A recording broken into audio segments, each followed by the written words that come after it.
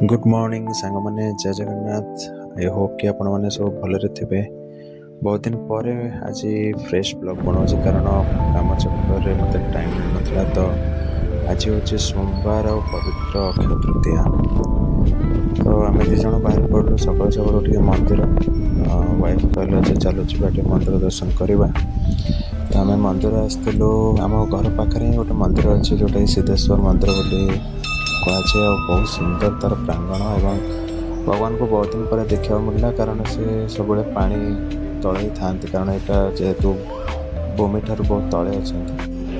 तो आज दर्शन मिलला आम पार्श्व देवी मानक देखिलु एवं बढ़िया था। तो आम मो घर फेर पुणी कम बस पड़े।